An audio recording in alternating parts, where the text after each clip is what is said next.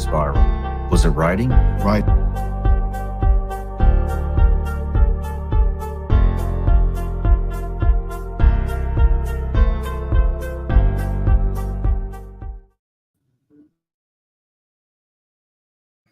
What's going on, people watching on YouTube? We're going to finish this stream up from last night. We put in 4 hours and 13 minutes of this video. I think it was like a 5-hour stream. And yeah, we're just going to finish this rest of the this video up. Writing was Found that therapeutic? Very therapeutic. I never used to talk about this stuff ever. I didn't really care, you know? I just didn't really care. I didn't think I was that big of a deal, you know? I just wanted to tell my side of the story.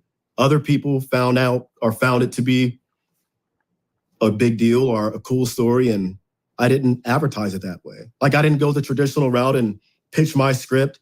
I wrote it on my own, self-published it, and sold like 5 copies. And I didn't care, you know? But I got in touch with the Navy SEAL, and he liked the story. He thought it was really neat, and he got me in contact with St. Martin's Press, and it was on from there. But I left that major publishing book company or book role because I felt that it's too controlling. You don't have much say-so in the way things are done. And I want to tell the story the way I want to tell the story. You know, no filler, nothing. From my perspective, the way I want to do it. And that's why I left it alone and started doing my own self-publishing and started my self-publishing book company. And like I said, I've written for other people who've had #1 really good bestseller books. #1 on Amazon, should have had a New York Times bestseller, but because the way that book world works, it's not in physical stores like big books would be, so they don't count it on the Nielsen book scan. Even though I wrote a book for someone and they sold, I'm not going to say how many, but they were #1 on Amazon and outdid Oprah or Michelle Obama's book at the time. Damn. Yeah. That's incredible. Yeah. So it's been a lot of my writing, the way I want to write, and a lot of, if someone else has an autobiography they want to write, I've helped them and I've sat with them and wrote the entire thing in their voice and stepped away from it. I don't really care for it. I like to write. I like to tell stories, you know, but that was the beginning of the therapeutic, you know, healing session was by writing. And then the birth of my son was when, of course, it really took a big turn as far as, you know, wanting to stick around and just be a dad and not be, my son does not care who I was. He sees me on YouTube and, you know, he asked about the interviews and he was excited about this interview. He's like, I can't wait to watch it. And he likes stuff like that. And he doesn't really care what dad used to do. And we don't talk about it in the household. You know, he might see a few things here and there and ask questions like, oh, were you in the Army? Did you go to war? And what is war? I explain it the best I can. 2 people have a disagreement, 2 countries have a disagreement, and they fight over it. Sometimes they kill each other over it. And he's just like, okay. You know, he's more into F1 driving and he wants to be a race car driver. So I'm all about that. If he can be an F1 driver, dude, go be it. Just make sure you take me along to all the cool places you go. I'll be front and center. You know, that's what I want to stick around to see. You know, not following my footsteps. Like he's told me recently, bro, and it hurts. So not hurt, but brought me back down all the way. He said, he's like, Dad, I want to be like you when I grow up. No, you don't. No, you don't. Don't do that. You can walk beside my footsteps, use mine as guide, but don't walk in them. Never, don't walk in my footsteps. You can observe them and see all the ways I went, where I messed up at, where I stumbled, where I fallen, could barely get back up, where I slugged along, but don't walk in them. Walk beside them, observe them, but do your own path. Don't do Dad's path. No, don't do that. So to stick around and help him to be that guide is like, yeah. And he's, yeah, dude, I want to see him explore life the way I didn't get a chance to, you know? He's writing a little children's book, or he's writing one. I'm helping him. But I think that's the coolest thing ever, you know, to not put it out for sale, just like, dude, here's your own book. You wrote that. That's your book. Keep it, you know, as a memory or of a, I don't know, not even a trophy, just a piece of something that you can be proud of and know that you accomplished that at whatever stage he is in life right now, of like, hey man, you took your brain, you had an imagination, and you wrote that. Like, be proud of that, man. That's an avenue you can go on and explore. You don't have to have the guns and pack on a parachute and rucksack and do what dad did. Yeah. You also don't have to write books. I'm a decent driver, but I'm no F1 driver. So dude, do that. Do whatever you want to be. Whatever you want to be. That's awesome, man. Let's go. I want to dive into a whole bunch of different topics here, but you know, let's back to the Bible. Yeah. What along your journey took you to diving into all these different things? You said we at the very beginning of this podcast, we had talked about voodoo, and it sounds like, I believe you said you had explored that again in a cult. Freemasonic lodges. Yeah. Where did you start and what got you there? What were you looking for? Started as a Christian growing up. It's what I believed in. It's what my parents believed in later on. And they became really big Christian, you know, followers. And that's what I grew up on. It wasn't until that last deployment when I lost faith and didn't really believe anymore. Like, I just didn't believe. I saw a lot of stuff and I lost one too many friends to, you know, make me question stuff. I was just sad, being rebellious, you know, against the Most High, God. That was my way of, I guess, showing that well, fine, if you don't want to be here for me, then in my time of hurt, then I'm not going to worry about this anymore. I'm going to go and explore other things. So about a year or two, I didn't practice or really give too much thought to anything anymore. It would cross my mind from time to time, but I would brush it off like, yeah, right, you know? And then I wanted to get into something or find a higher power, you know? I felt, and I always felt, that there's a higher power. I don't believe that anything is a coincidence as to why we're here at the time we're here, the experience that we have. I don't think it's all for absolutely nothing. There's something. There has to be a creator, you know? Creation has never came from a nothing. There has to be a something for something to be created, whatever that something is. So I believe that. So I found myself dabbling in witchcraft. What led, I know you dabbled with psychedelics as well. That was after the fact. Was after. Yeah. I got into witchcraft. My older sister, half-sister, she does stuff like that. And that's where I kind of got the, I guess, idea to want to give it a shot and try to see what it was about. So I tried witchcraft for about a year.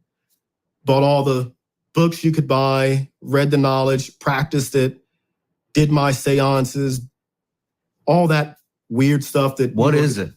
I don't know anything about witchcraft. There's light and dark magic. I was not involved with the dark stuff. Mine was more light focused, of not what you see in the movies witchcraft, your stereotypical bad witchy stuff. I didn't know. Mine was more so of using different powers that are outside of this world to help me become what I thought was going to be a better person and influence certain things in my life. Certain guides I would call upon to help facilitate with certain things to help me become better. Like what? The spirit world. Like, what is this, like manifestation? What is this? Conjuring. Spirit world. Like conjuring. So If I'm chanting, chants. If I wanted to, what's one? I was going to say that one. No, let's say define peace. There's a chant, define peace. There's candles and chants and certain, for me, what I would do, I would open up a pentagram, spiritual pentagram by tracing a pentagram with it would look like a wand, but it's not a wand. It looks like a witch's wand. And opening up pentagrams, chants to open up and facilitate this new enlightenment in my life, to call in spirits from another world to help guide and help facilitate certain things that I wanted accomplished or wanted done in my life. But I think I got out of it because I got scared of it. Did it work? It felt weird. I don't know if it necessarily worked, but in the back of my mind, I had Christianity. That's what I grew up. So I'm thinking, what if something I open up, because I haven't practiced this stuff long enough. I've read Aleister Crowley, and I've read Manly P. Hall, and I've read Albert Pike, and all these guys with the occult, the Freemasons. I was in a Freemasonic lodge for a short stint, very short stint. And how was that? Interesting. It was mainly, my dad was a Freemason, so I was introduced to it early on. I would just see him dress up from time to time and go to a lodge.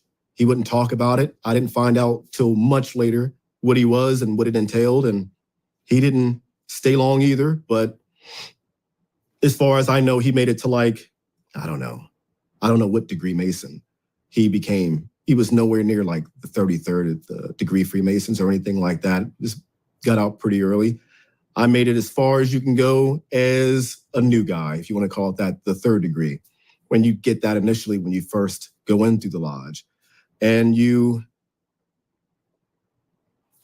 it's a bunch of old rituals or reenactments of different things that happen, like storytelling through certain rituals. Like, what kind of rituals? I don't know if I really want to say, if there's a story of Haram Habef in there and the building of the temple, and you mimic like being a lost traveler, and you mimic getting, I don't know if I really want to give away so many of those secrets. I'm not a Freemason. I don't claim to be. I've dabbled in it, and I just know that they hold what they have secret, and I don't want to. I'm not going to push you then. Yeah. But do you have, why are you reluctant to bring that up? Do you have fear about it? Not fear, just respect. Okay. Like, what I believe is to respect everyone's altar. And that comes from the 42 laws of Ma'at. And that's one of the 42 laws. So whatever your rules, whatever you do at your altar, I should respect that. And if your thing is to not give away secrets and what happens in a lodge or some of the things that they talk about are what they know, I should respect it and just not, share that, If people want to find out, sure, there's pretty good books out there, or just go to a lodge, ask questions. I just don't want to, it's just like, I'm going to call it rituals. It's like, imagine a play, right? Imagine a play and you just reenact stuff that happened and has been happening. And that tradition has been passed down for hundreds and hundreds of years. And they maintain the respect of keeping those traditions alive. And in summary, being a Freemason is about the building of man, how to become a better person. I've heard other theories, and I don't know if they're true, about what you find out when you reach the highest level or anything like that. From my experience, it's just about becoming a better, building Solomon's temple. You're building yourself through different things and understanding of things. And in every Masonic lodge, at its centerpiece, there's a Bible. And you don't have to be a Christian, believe in the Bible. You just have to believe in a higher power. But they use the Bible for, I guess, a means of guiding them. And they use what the Bible is the codes within the Bible. They have Masonic Bibles, correct? They do, yeah. Do you know how those differ? Did you get that deep in?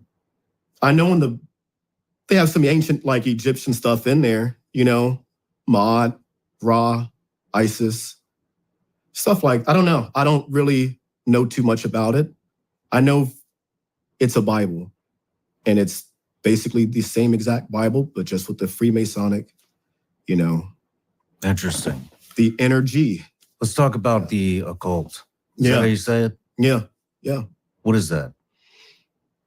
If you wanted to, I guess, sum it up, it's like, I think a lot of people think of like, who Aleister Crowley is, or Crowley, the big,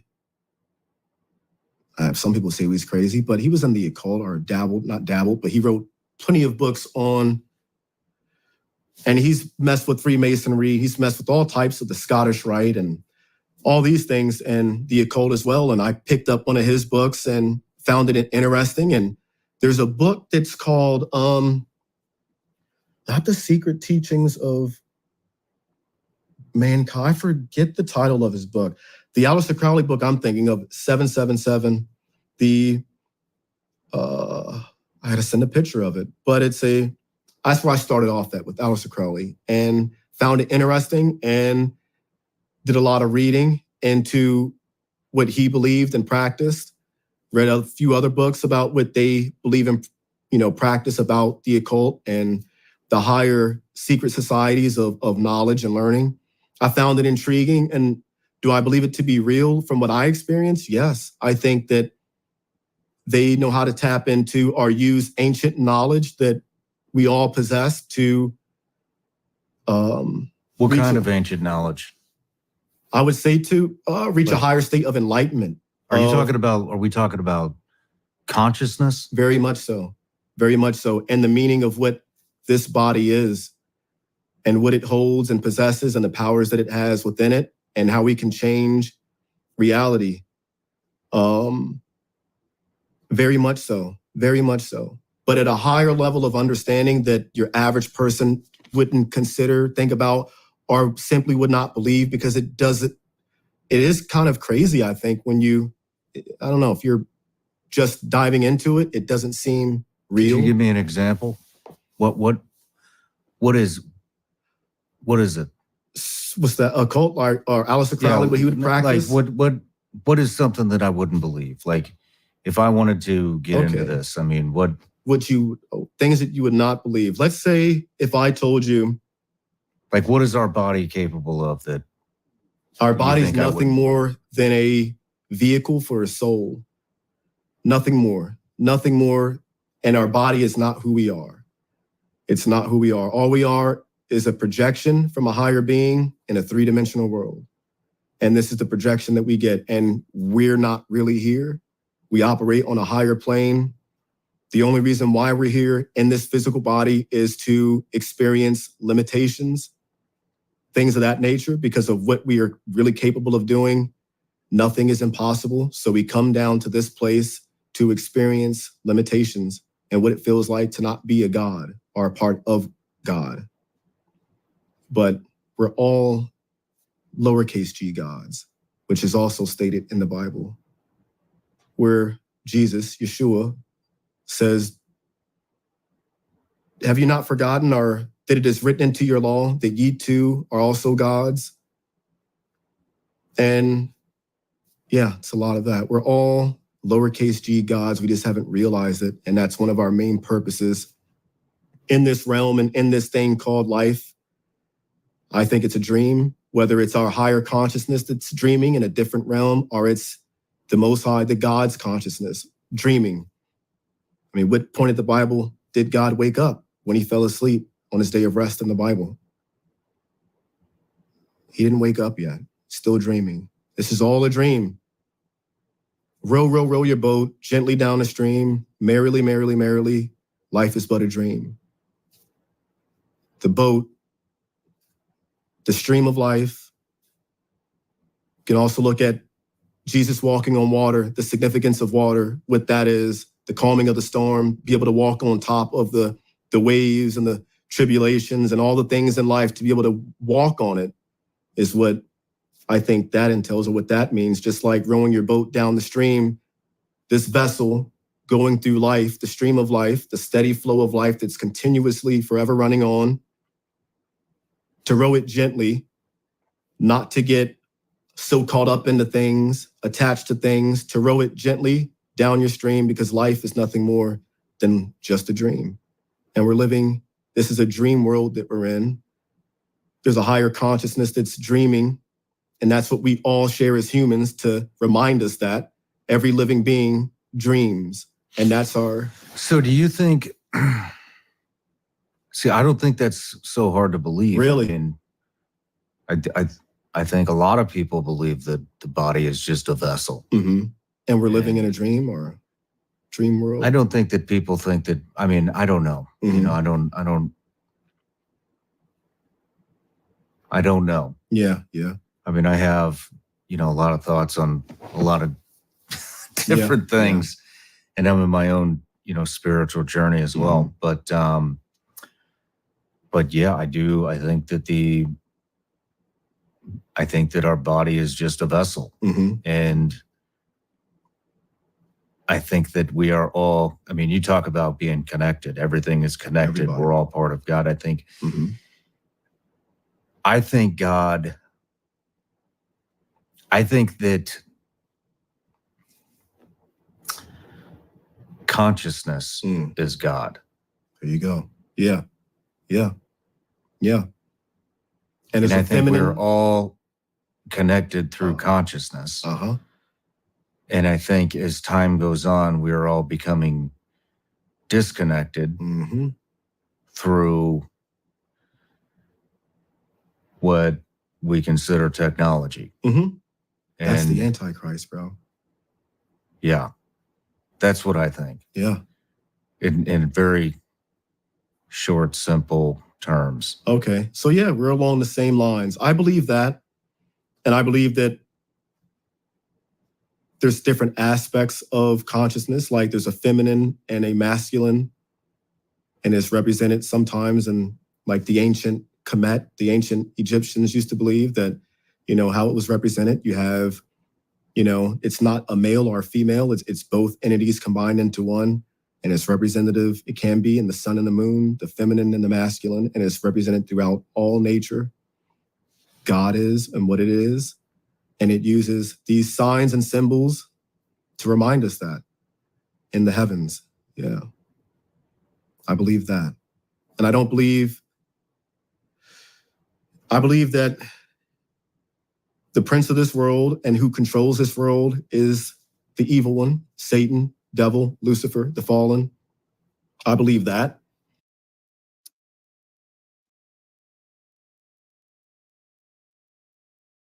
We in that 6,000 year reign where Satan rules the earth. Right before Christ comes back to take back what's his. Are you speaking of facts, Nick? Holy shit. And that's why things are the way they are here. Like reading the Bible, when the fallen, a third of the angels were sent down to earth, they didn't go. A third of the angels got cast out of heaven with Satan when he tried to take God's powers. If I was an angel back then working for Satan, in my mind, I'm going to try to manipulate the people on earth. That way I'm on Satan's good side and I'm constantly serving him. Make sense? So that's why you have all these other different fucking religions that lead to literally fucking nowhere pop up. Buddhism, the Indian religion, the sun worship, all that comes from a biblical time period. Shit's for real. Go to hell. They were sent down here, the same place we're all sent. This is all one big testing ground to see if we can, as gods, maneuver through something that was designed or set up. Once again, a third of these angels got cast out of heaven and went straight to earth. Those angels procreated with women on earth, creating the Nephilim giants. Nephilim giants that would literally grab people up off the ground and eat them. You'd say, whoa, whoa, saying that there's giants eating real humans? Yes. That shit is biblical. And even some military spec ops have gone into specific cities that the United States military that said, all right, you're going into this city. They go into this city, go to extract someone, and then they extract a giant, a 40-foot tall giant. And the military covers shit up, man. This is some real shit that's been unredacted in government documents. From what we see, by something that is not of this world, some would consider the devil or Lucifer, the morning star, you know, the light bearer. That one, I think, has used politics, everything that we're involved in that makes life, that takes away from life, the meaning of life. Everything that is designed here to do that was on purpose and designed by one of the fallen or the fallen. Lucy! And we're here to be tested, like Job. By Lucy! Well, when you say, Fuck you, I would love to Lucy. get into that too, but when you say we are, when you say our consciousness is sent here to this vessel to experience limitations, why do you think we need to be sent here to experience limitations for a blip in time? Because time doesn't exist, but it does in this reality. Because we would not, in order for a God to be a God, it would have to experience all aspects of experience. So to only have the experience of I can do everything and all things and not the experience of having limitations would not have a complete being, one that has full experience. Like to have only one good experience, then there would also be no purpose in life either. Life would make zero sense. If everything was just perfect, then there'd be no point of coming here. So we have to have challenges and we have to have limitations in order to have a full experience of all that is called reality. Reality cannot be experienced in just one form. We're already doing that, or it's already doing that at its higher state. So to be a full God and an all-powerful God, we have to have limitations, as well as the good, the bad. Everything that's good, there has to be a bad. Well, to get the full experience just of this world, you would have to live a life of every human being on the planet. Isn't that what it's doing though? If we're all from that, everything, everybody, we all have our own experience and we're all a direct descendant connection. Imagine the sun and those rays of light. Each ray is a soul being shined down onto the earth. And each ray goes along its own path. It does its own thing, has its own experience. So it's living through all of us and our experience to have one full experience, all the good, all the bad, to complete itself. You get what I'm, okay. You know? So it's, yeah. It has to experience all things. And that's by living all lives, all different paths. No one's life is exactly the same. So are we individual souls or are we one collective soul? That's the thing. It's almost like saying, is the Holy Trinity separate or is it all one? Is the Father, the Son, and the Holy Spirit all separate? Woo! Or is it all together? According to biblical scripture, it's all one. They can't be separate. The Trinity is all one. Yeshua, when he walked this earth, he was no different than his father, just in a human form. It left us with the Holy Spirit, and it had the Holy Spirit, all existing all at one time. So the way that the Holy Trinity has been described to me, maybe you've heard this. Yeah. This made a lot of sense to me. Water, vapor, ice. It's all one thing, but it's all different things. Thank you. Yeah, exactly. So I look at it that way too. We're all different, but the same thing. That's how we're all connected. We're all from the same source. We're just different down here, but all experiencing things differently. But we're all from the same being. We all share the same soul. Your soul is no different than mine. This outer limit, this outer boundary, maybe, our life paths maybe, your experiences will be different than mine, but the thing that we have, the same thing that you're made of on the inside, I'm made up of. And just like someone else down the street, we all come from that same source. There's only one entity that provides soul and spirit. Only one entity. We get that from one being. And it's just nothing more than a light ray being shined down into a body to occupy that flesh vessel that we are in. But once you take away all that, we're all from the same thing. We're all the same thing, just in a physical limited body. That's what reality is, I think. It's just one big testing ground to see if we have what it takes to move on to the next level, And what is the next level? What do you think the next level is? That I'm not too sure of. I would hope it would be what we call as heaven, rejoining the source, going back home or to the Father or to the Son. I would believe the next level is that, to see if we're actually worthy of being the gods that we are, of navigating all these tests here. If we're able to navigate that, then we move on to the next one. If not, I don't know if there is a place you go to hell, or you just have to come back and do it again. Do you think there's a possibility this is hell? I've thought about that too. I believe that like I said, that Lucifer rules this place, or he's the prince of this. Lucifer Morningstar makes deals with real people to this day, whether it be a famous singer, a famous videographer, a famous filmer. He still makes deals with contracts with souls that are not his. But he tricks the mind of the individual who's trying to make that soul contract deal, because they don't truly realize that each soul is owned by Jesus Christ. Each soul on this earth cannot be taken away from him. He's the one who does that. All right?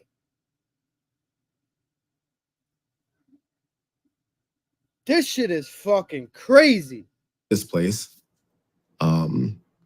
He's allowed to roam and do what he wants here. So according by definition, that would make this place hell. Maybe we are being punished for something that we all have, which is ego. And ego is the only thing that's what got the devil or Lucifer kicked out of heaven, was by having an ego. And that's the same thing that we all possess here. And it's one of the greatest things we have to overcome on this earth, is overcoming our own ego. Our ego is going to kill us. If you let ego take over, ego is a bad thing, I think. Jesus' That's why name, psychedelics, brother. when you have ego Zach, death, you're hitting the nail on and the you head, feel brother. that, so this place could be like hell, or the same place that the devil was sent to. I don't know. I was just going to ask you that. I was just going to get to psychedelics when you brought the ego. We talked a little bit at breakfast about this. Have you had a full-blown ego death? Yes.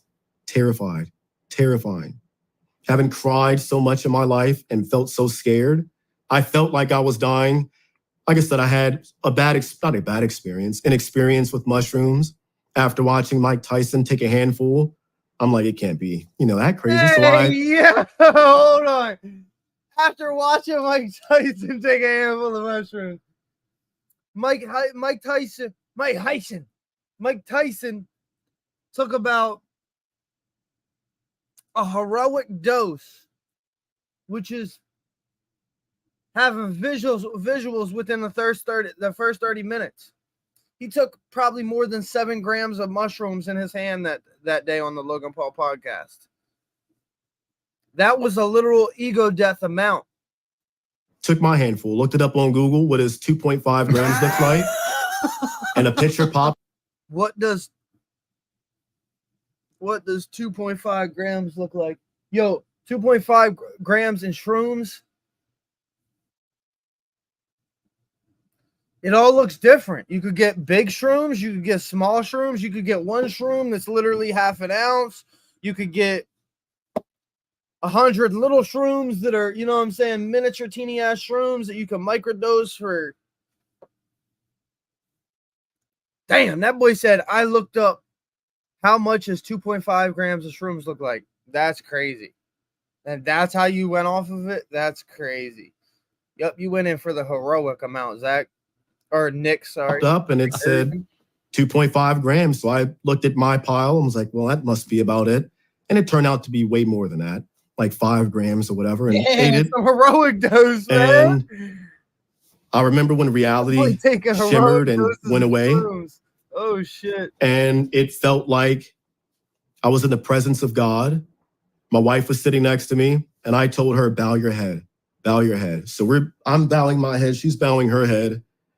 And I'm like, I got a message that came through a light in my house, and it was on a scroll.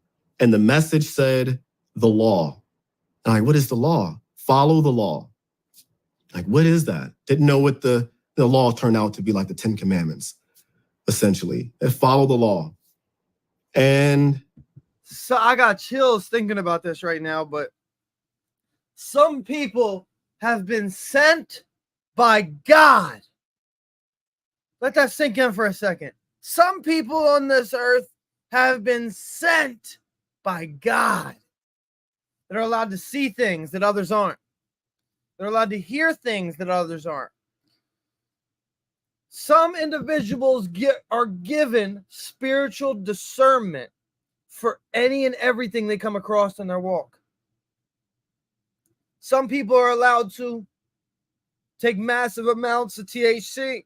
Some people are allowed to take massive amounts of shrooms and just be cooling, like nothing's going on. Some people are prophetic. I tripped for a few hours, and or not even a few hours. I don't know how time was weird during that whole time. It felt like an eternity at one moment. It felt like I would go away and be amongst the presence of God, just couldn't see him, and messages and information that I had no idea about, like just being force-fed it and having the emotion of me. I felt like I was going to die and being really scared. Help me, brother. And at that time, me and my parents were not talking. Had a huge resentment towards them. And something said, call them, call your mom and dad, because I'm dying. I needed to talk to mom. You know, my wife is calming me down. I'm like, well, get ready to call 911. But then I thought if I call 911, it was all one big play. Like when I was tripping, reality went away and there was a crowd like of every person I had ever interacted with in life and how I treated them were like standing up, clapping. And then I was judged by them. And how I treated everyone on this earth is how I'm going to be treated and judged in the afterlife. And it said, tread lightly. And it was all one big play. And everybody was a part of the play, whether they knew it or not. Some were tests to see if I would lose my cool and temper and act aggressively. And some were, family members. They were, everybody you can think of that you've come across, passed by, bumped into, got pissed off in traffic, cussed out, wished something bad upon them. Like they were all there and they were all a part of this big play. And this was my life and it was all for me because I don't know. And I died after that. But before I did, I called my parents. They're freaking out. They had never heard about psychedelics or psilocybin mushrooms. And like, where'd you get this stuff from? You bought it online? I'm like, no, I can't tell you where I got it from.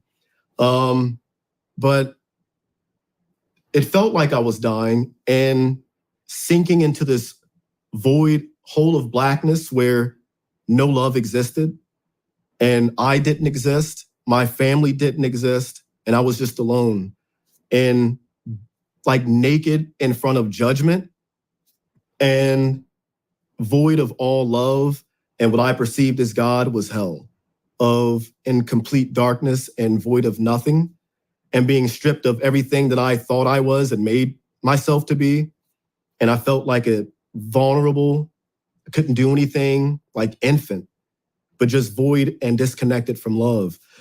And it said, well, it told me that was hell, and, the disconnect from love, fighting so much to stay away from that, pushing people out of my life, and like I'm building my own hell, and this is what it's going to be like. And I felt myself like I was dying, called my parents, and I forgave them because I got the message that if I hold on to this, it's going to cause me to go into this bad, negative place when we die. We never know where we're going to die or when we're going to die. So it would be best or behoove me to rid myself of all the negativity that I had, because I'm building my own hell, and I want to be full of light, love, and as much as possible throughout life, walking in a Christ consciousness. And because you never know when your time is going to go. And then when that time comes, all that grudge that I had towards my family and my parents, God, the Most High, told me, who am I to judge? And I shut up after that. I'm like, who am I to judge? I'm not perfect. They're not perfect, but I'm a non-perfect person judging also a non-perfect person, because I don't think they're perfect, but it's coming from tainted, non-perfect eyes to begin with. The only one who can judge should have perfect vision or be perfect, and none of us are. So who are we to judge? And we're going to be judged accordingly in the afterlife. So yeah, it's best not to judge, because we're going to be treated the exact same way. Do unto others as you would have them do unto you. And that is as above, so below.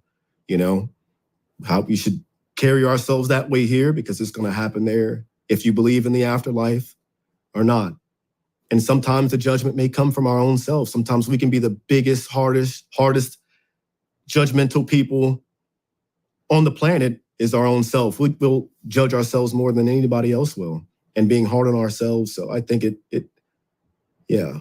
judgment was a big message. So I forgave my parents, forgave them, told them, who am I to judge? I can't do that. That's your path. It is what it is. But to hold on to that grudge is only doing me bad. A lot of darkness and a lot of resentment. I didn't need to carry that. I didn't need to carry that. I've always looked at the pictures on the hieroglyphs, that little bag they're carrying. Mm-hmm. If you look at those, I've always looked at it as that's the bag of memories that we're going to take in the afterlife. There's not many, so make them count, make them enjoyable, because that's all we're going to take with us is a small bag of memory. So either you want that bag full of good memories, or you can have it full of terrible memories. But there won't be many, so make it count. Preach, brother. Hope that makes sense. This is a great segment. I hope, man. On that note, let's take a break. When we come back, I want to talk about, do you believe in what we were doing over there? It's a good one. Good question. So I saved the answer. Attention creators, we see you guys.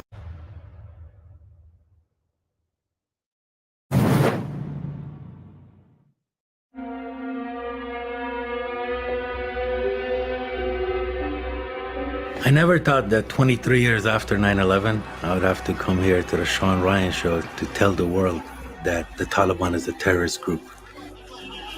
What? You with me, John? I don't know. I come from a bombed village in Panjshir, Afghanistan. I came here, this country, a very generous country, accepted me, gave me a home, gave me trust, gave me an education, allowed me to serve, gave me security clearance, gave me everything. Now I am the one reminding them, look, your founding fathers were your patriots. The guy whose statue you want to go and destroy and burn, George Washington, Patrick Henry, Thomas Jefferson, they're your heroes. You call them racist, slave owners. You have forgotten who you are. Facts. They have forgotten what this country stands for, how this vision started. 37 NGOs reported that they Slave. provided a total of 10.1 Slave to the million system. in taxes and fees to the Taliban.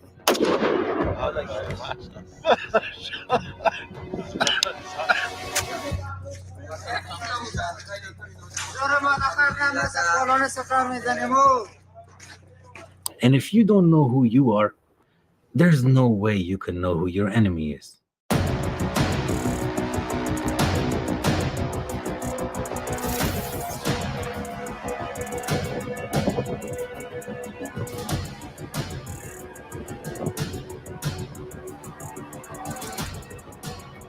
Al-Qaeda and the Taliban leaders are dangerous. Once again, I want to reiterate that our struggle shall continue until the Soviets leave Afghanistan and until a government that the Afghans accept comes to power.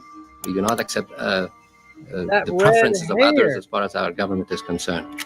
So I joined the U.S. Army. That red hair dates back. Oh no, let me not. At the age of 17, and because I was born in Afghanistan, I was in a very unique position. Every general out there wanted an Afghan with him.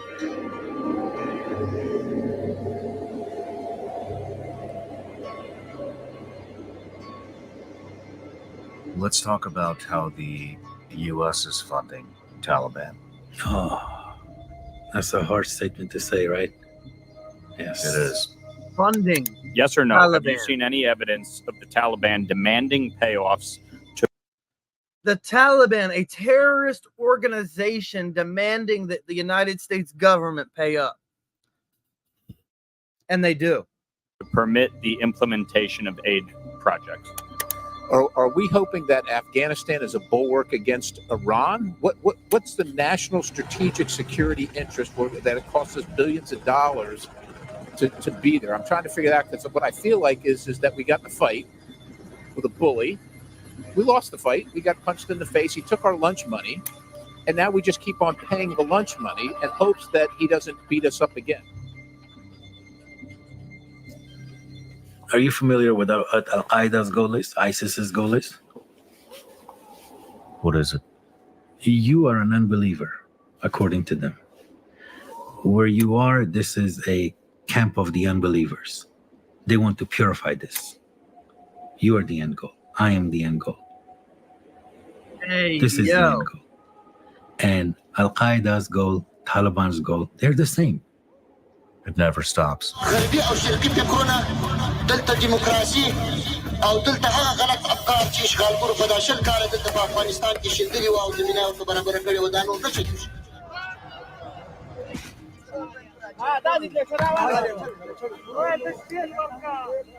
This is a flag that the Taliban burned in 2022.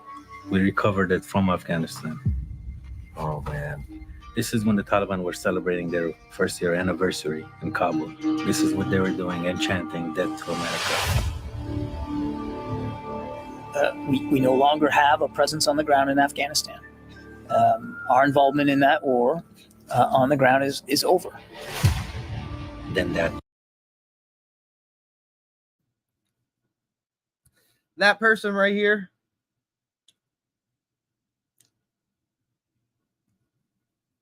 this is what they were doing and chanting "Death to America." We no longer have a presence on the ground in Afghanistan. Our involvement in that man right there is evil as fuck. That dude right there. A lot of people claim that there's some spiritual beings like the ones that procreated with the human women, and this race stayed alive. Even during the floods, they went to the bottom of the caves to hide. And some of these beings are now in our government talking on the main stage. I ain't gonna that say or I ain't gonna say he's the one, but what the fuck is that lip doing right there? I ain't never seen a human with two lips, but he got a crease on top of his lip and then another lip below that. on the ground is over. Then that first World Trade bombing, and then the big 9/11. So it keeps increasing. So that next one, whatever it is, whenever it comes, it's gonna make that 9/11 attack look. Where this person is speaking, where he is from, there's been government documents of real giants, red-haired giants, terrifying the local around this area. So they have the military come in, kill them, and take them off. And these government documents have been redacted and shown to the United States public. If you want to look what I just set up, you can literally look that up and find a CIA or a government document that proves what I just said. Look like a dress rehearsal. Lots and lots of incidents like what we just saw in Russia. All scattered throughout the United States.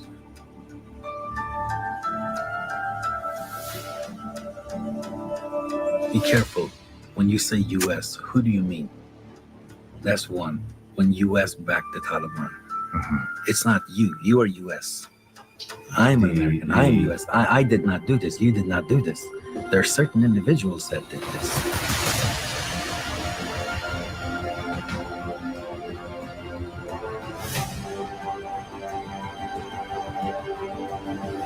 That looked really interesting. That looks really fucking Essentially a spy. I wouldn't call it a spy. You're a spy. I would.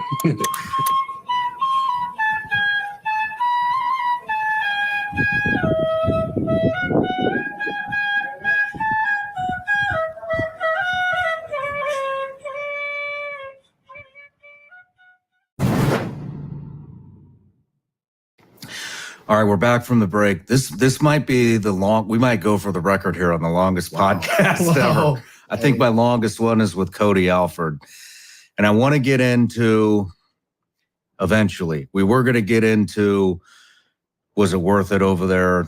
Were we there for the right reasons? Are Americans not Americans? Is America the bad guy? Because I often wonder, what, there's just so many things that people don't know about that were going on behind the scenes over there that they need to come to light. I think a lot of people do know, but they don't understand the significance, or they just don't, believe what, sometimes the truth is hard to believe. Yep. But we were on this kind of biblical topic, and I want to talk to you about, maybe not spiritual warfare, but there's all these signs that are, look at what the world is right now. Yeah. It's a disaster. And it's we have our government that has a paid filming budget. Our military has a paid filming budget.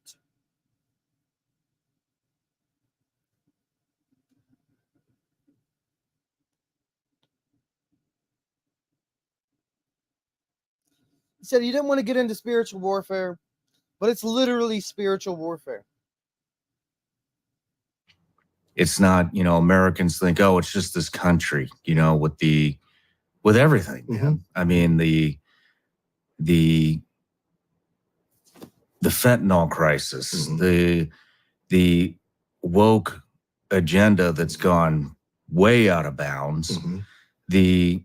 The crime is on the rise. The border's completely wide open.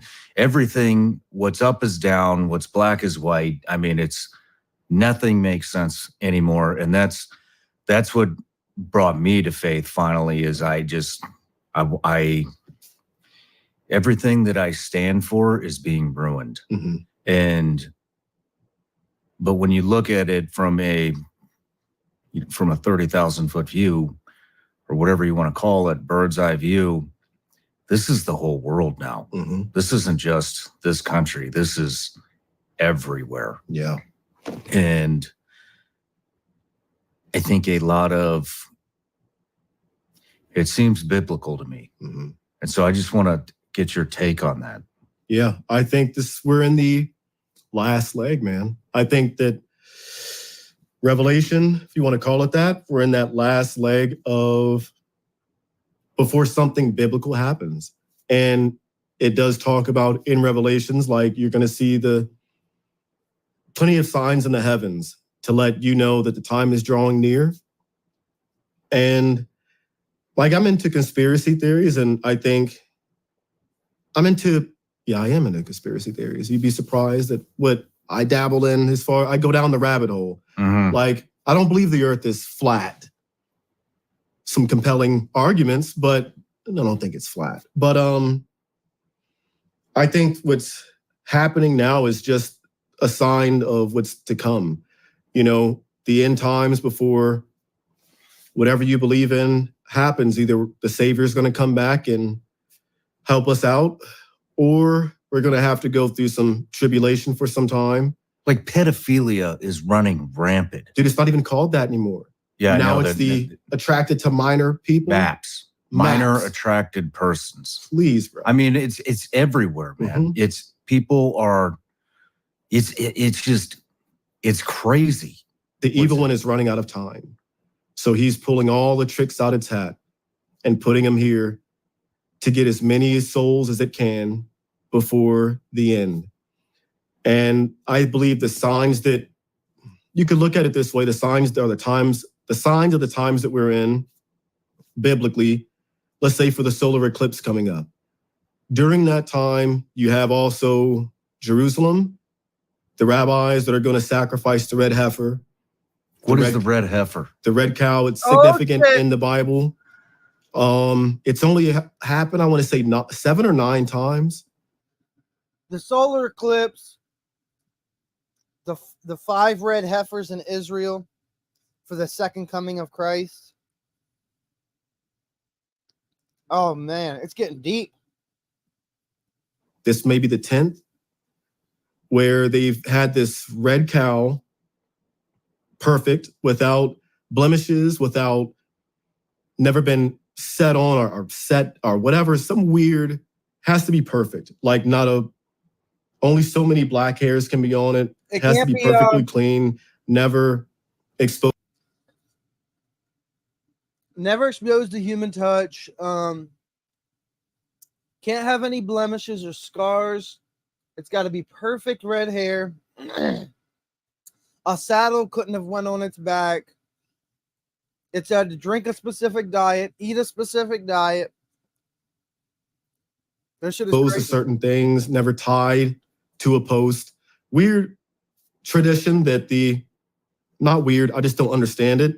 But it's in the Bible about the sacrifice of the red heifer, what that signified, and the destroying of the temple before it gets rebuilt, the third temple. And the sacrifice of the red heifer before, I believe they burn its ashes and bathe in it. This rabbi, a pure rabbi who's pure, I'm not sure how deep down they go into what makes them pure, but a rabbi that's pure is going to bathe himself in it. And that's going to signify the destruction of the third temple, which they're also talking about destroying that.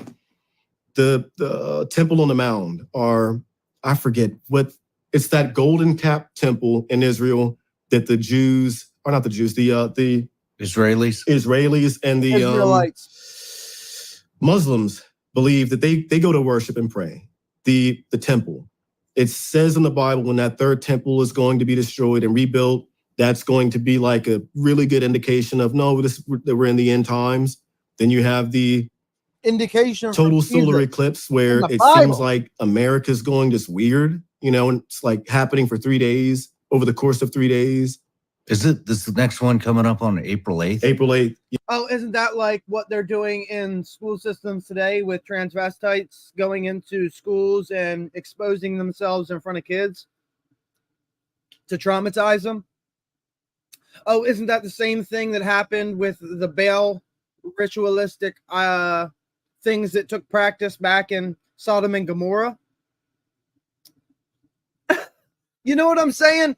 If you have spiritual discernment, you can tell we are in the end of times. All right?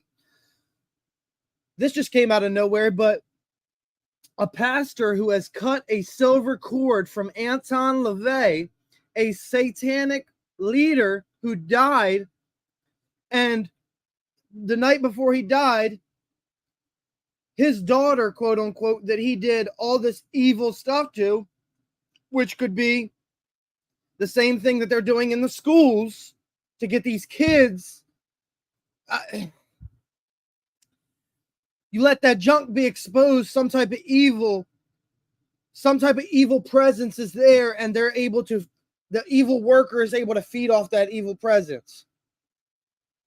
This is real shit that's in the Bible.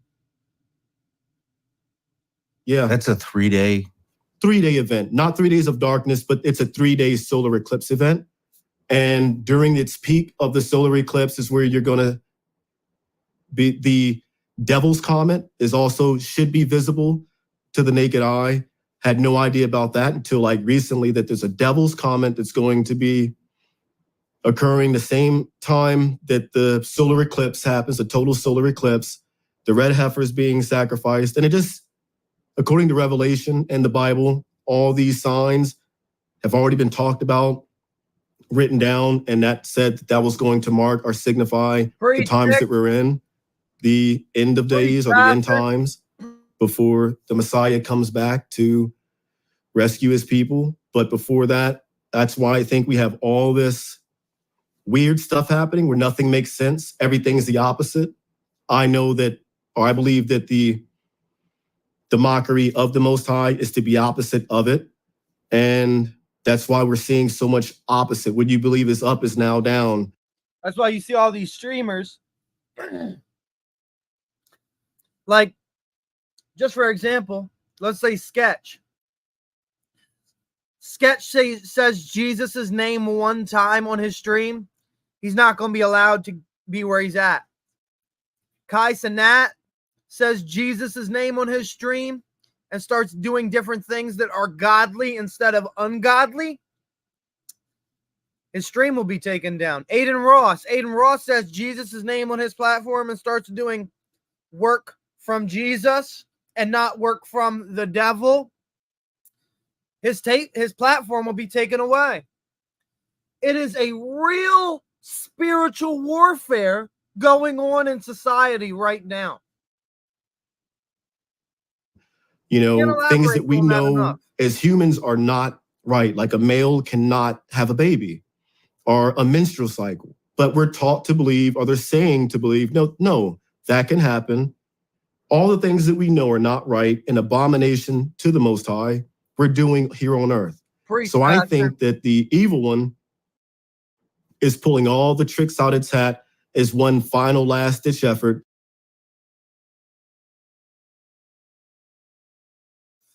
Man, I'm saying some things right now that might get me kicked off the platform.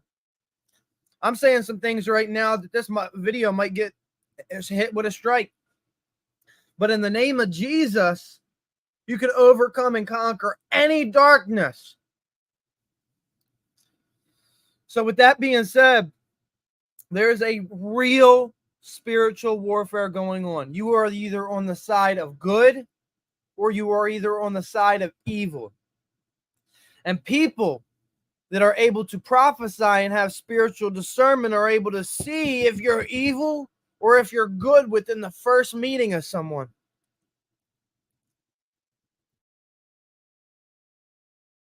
Before the Creator destroys it and locks it away forever, and we can go back to living in harmony or peace.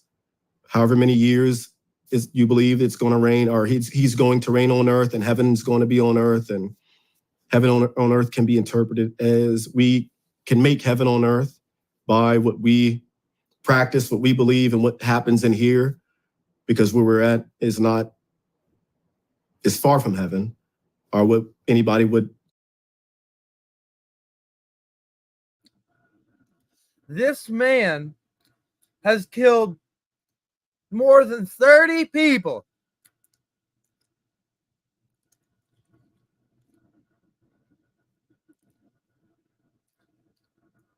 But yet still finds himself the closest one to God.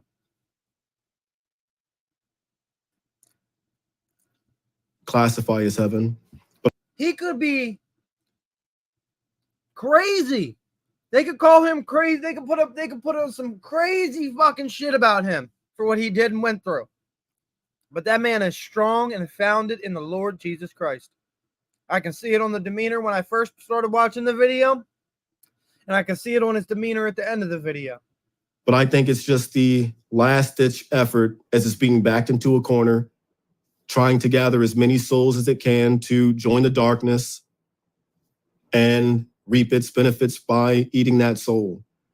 Those who don't fall for it, the temptation are the lies, the great deceptions, the deceit, the chosen, and be called to stand up against the evil forces in one final battle, Armageddon, and help destroy that force of evil. I think we're in those times. And I think every great civilization has had these times. From Sodom and Gomorrah to the Great Flood to flood out the Nephilim. Like I was just talking about. The giants that walked the earth. I think history just repeats itself. What are the giants? I've heard this subject brought up on several different occasions. I don't know much about it. Well, according the Nephilim giants. Third of the angels got cast out of heaven. Specific amount of angels wanted to procreate with women on earth. They procreated with women on earth. They got it in with them Jones on earth. Hold on. They created an offspring. This offspring was called the Nephilim giants. And these Nephilim giants would crave human blood. They would physically grab people and eat them from the head to the toes. That's in great depictions from that time period. These Nephilim giants still are around to this day. In some countries, they have made homes inside of mountains and caves. And you see little glimpses of people videotaping, and they see this rock open on the side of a mountain and then be closed very fast. You can say what you want, but these spiritual beings are the same spiritual beings that the third angels got cast out of heaven too. So these spiritual beings are on this earth where Satan lives and walks, Lucifer, the light bringer, who still makes deals with people to this day for soul contracts that technically aren't really his soul to make the contract, but he has the people's mind manipulated thinking that they can make that soul contract. And the first time that person hears the name of Jesus, they're set free. And they realize that when they really do come across a person of that nature, and the person tells them, look, yeah, you might have made this contract with this evil being and for this specific reason, and now you have all these things, and now you're finding out that soul doesn't really belong to him. It belongs to Jesus. And they're set free out of that soul contract. It's not even set free, but it's a free thought. We have free will to do as we please on this spiritual plane. What you have the ability to do is up to you. How you move, how you walk, how you talk, it's up to you. This shit is fucking crazy. To the Bible, when the third of the angels were casted out of heaven and sent here, they loved women and they wanted to have babies with women. So they had babies. Those babies came out to be big giants and they roamed the earth. Nephilim. And that's why they were destroyed. It was not supposed to be that way.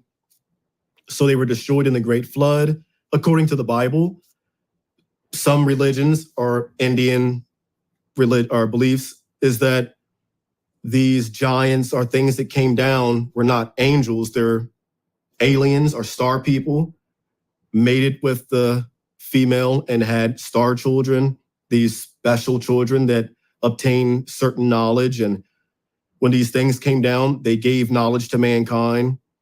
The Bible preaches that too, just as the Indians without the Bible believed, and other religions believed that some beings came down from the heavens and advanced our civilization, taught us technology, taught us makeup, taught us all these things that separated us from the true innate light and where we really come from, to separate us from that.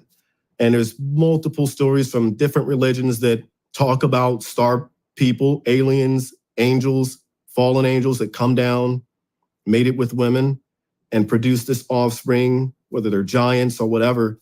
But that's like throughout multiple religions. And I believe something happened, why we went from being not as intelligent to all of a sudden having this huge leap in technology. You know, in the past 50 years, it's hard to tell from, you know, what's real or what's not with AI and just video games. You know, things look so real nowadays compared to Atari that I was playing as a kid and Nintendo. That advancement in technology in that period alone, I think is pretty significant. But to have gotten to that point, you know, supposedly we don't know how we made the pyramids. We just lost that knowledge, or was civilization destroyed in some apocalyptic event and we're forced to restart over again, go back to square one, and we keep making the same mistakes of getting ahead of ourselves, whether we're getting ahead of ourselves technologically, or I look at it like the story in the Bible where they were building the Tower of Babel. And the gods looked down and said, because they know everything, they know everything because they speak the same language. So he destroyed that tower and scattered the people and gave them all languages. And that's why, so we couldn't communicate and be able to accomplish anything. So he scattered us, gave us all different languages. And that's that story biblically. But I think it was not necessarily speaking the same language. It was we were all together, all one. We had the same belief system and we got ahead of ourselves. And the tower was being built to reach God, but not necessarily, I don't believe it was a physical tower. I think this tower was a metaphor for we're almost as a species getting close to God or God-like on earth. And to prevent that, it scattered everyone amongst the winds and made them speak new things or speak new, just not being able to relate with one another. And it separated us that way. We no longer spoke the same language. And I think at that time, the language was love. And it separated us so we could not be all together. And I think that's what happens in civilizations where you reach this peak in everything's accomplishable. You can do anything and it, for some odd reason, gets recycled and restarted, or things just get really bad. And the morals is not what drives mankind. The morals have changed. We don't have any anymore. We've become too caught up in the flesh, too caught up in materialistic things and the things that we can't take when we leave with us, which is our spirit. The only thing we can take with us is our spirit, and we neglect that the most. And we feed the external forces to satisfy physical pleasure as opposed to spiritual pleasure. And that separation, I think, is what is driving the forces the way they're being driven today, is that we've maybe got caught too much in selfishness, materialism, all that, and forgot the thing that mattered the most.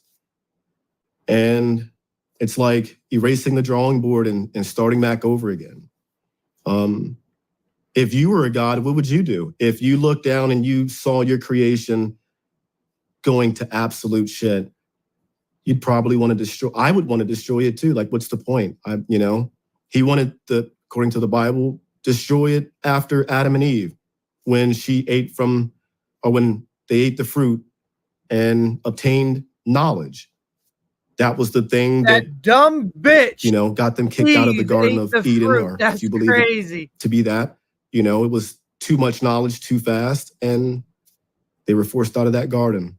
And then also in, you know, free will and all that, but he wanted to destroy it after that. And we've done nothing but as civilization continuously mess up and go against the natural laws of nature. And yeah, morals and being kind to one another. We've become dark, an abomination to what I believe is God. I'm definitely with you. Mm-hmm. It's getting very hard to tell what's real. Thank you. With AI. I don't think we're smarter. I think we are. When a military op person is telling you, I can't tell whether it's AI or not, that should raise red flags in the left corner, the right corner, the back corner, the front corner, in every fucking corner, in every fucking way, that should raise red flags. But no, hey, let's build AI into a system where we can add it onto our laptop or phone. Oh, that shit is crazy. We go, yeah. I think we are. Take all the technology and all that shit away. I think we're. I mean, imagine if we had an EMP hit from Russia and not one device worked in the United States. Not one. Not one device worked in the United States. Everybody would go fucking crazy. So many people's money would be fucked. So many people couldn't get their bread out of the bank. People couldn't put gas in their car. People couldn't fix their shit. Yo, it's endless. The list is endless. We're dumber. Yeah. I mean, yeah. what do they say? We use 10% of our brain.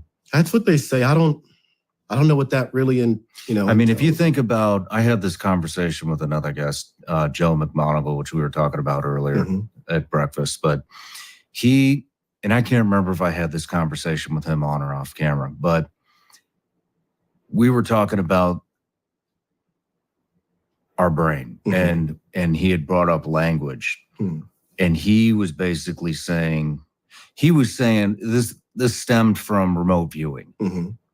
And he said, I believe that, I don't want to quote him, but if I remember correctly, the conversation. Our brain has the ability to see something that's completely somewhere else. Our brain has the ability to see something. Say I'm in Maryland. I have the ability to see something in PA. If I got exact location, numbers, and I really did remote viewing. My brain has the capability to see something in a building that's locked up. Let me not get too deep into that remote viewing real quick while we're on YouTube, because strikes usually happen when I start talking about remote viewing. Conversation was that we all have the capability to do remote viewing. And we all had a lot more instinct, and we were able to communicate a lot more efficiently. And that language, when language was developed, it actually hindered. The CIA. Let me just read from the app. R.A.S.P trainer. I'm going to show it on stream right now.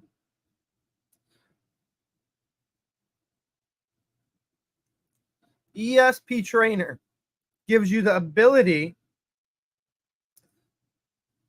to predict the square that's about to be there. So we say, oh, okay, what does this app do? Tap the correct square to see a picture. Let's just let me see if I can hit one real quick. You hear that little ding, and it shows me a picture of a mountain with a boat in front of it. I then take my mind, close my eyes, silence my mind, so that way I hear nothing. I think of that picture. I think of the color I hit. And now I'm able to get an audible voice in my head with the next color that's going to appear. I'm going to click this little eye to tell me about ESP Trainer. ESP Trainer. The player is presented with 4 colored squares. For each trial, one has to be selected at random by the ESP Trainer. Your task is to choose the correct square. If you succeed, you will hear a chime, feel a vibration, and see a large color picture. Otherwise, the system lights up with the correct color square. You proceed with the next trial. The score indicator at the top counts the number of correct choices. Words of encouragement appear as you achieve scoring levels of 6, 8, 10, 12, or 14 hits. I've gotten over 14 of these done. After 24 trials, you may begin a new game. So let me just read this. The ESP Trainer was developed under a NSA program by Russell Targ at Stanford Research Institute.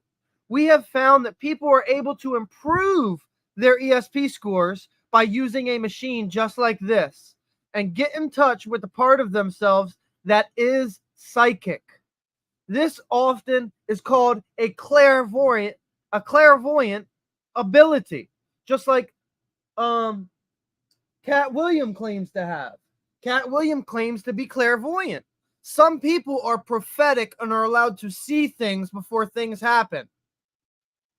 Period. By the faith of Jesus alone. This is often called a clairvoyant ability and can enhance your life in many surprising ways. If I use this app and then I went to the local casino and now I'm in there and I'm betting big. I'm hitting big. I'm taking big numbers out of there. They're gonna look at me with that eyeball.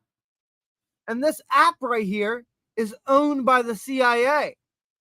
And these people at these casinos, say if I go in there knowing what I can do and what I'm going to win, then I'm obviously going to win because I've improved upon my ESP clairvoyant psychic abilities to an extent where I'm able to predict the next card that's going to come before it comes.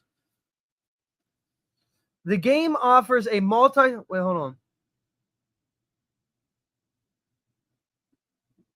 and can enhance your life in many surprising ways. The game offers multi-sensory feedback, reinforcement, and an opportunity to pass, meeting all the requirements needed for learning this skill. This is a real skill that you have the ability to learn with an app called ESP Trainer. It's right here.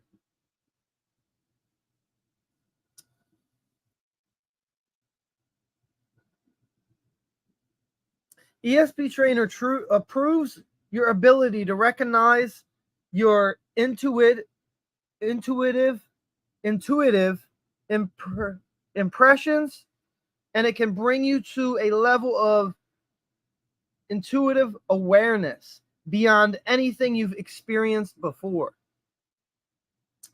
The purpose of this trainer is to allow you to become aware of what feels like when you psychically choose the correct square. When you do not have that special feeling, we encourage you to press the pass button. This is not a forced choice test. This is not something you can just go and, oh yeah, I'll click through it. It's something that you really want to improve upon amongst yourself. And that's where you start seeing real things happen.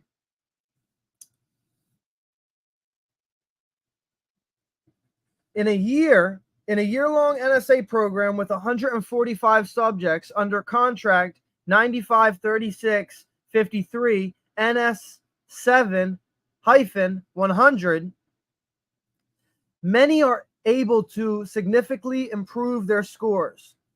4 of the subjects improved their scores at 100 to 1 level or better. This approach has been used with surprising success on Wall Street, but of course, past results are no guarantee of future performance. This app was used on Wall Street, where hundreds of $1 million is being traded. Hundreds and trillions and billions of dollars is being traded. Because you are learning a new skill, slower is better than faster. If you find yourself frequently scoring 12 or more, write to the developer at this site, ESPresearch.com.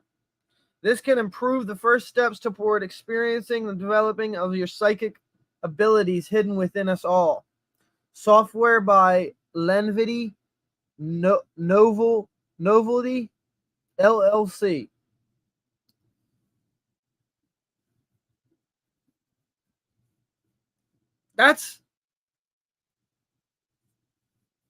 I'm trying to wrap my head around a way to explain this.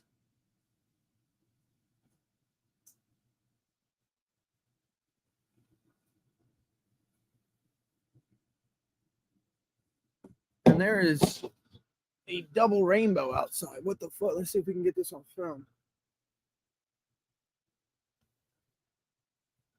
I don't know if you can tell. There's 2 rainbows out there. Okay.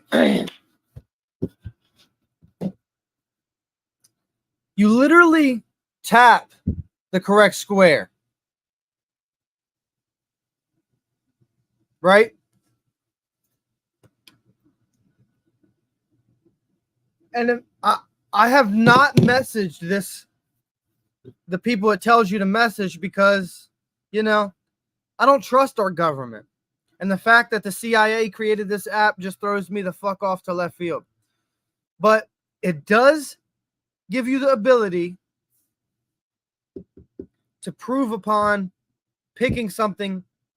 Let's say for blackjack, you're able to pick the card that's there before it's even there on this ESP trainer app.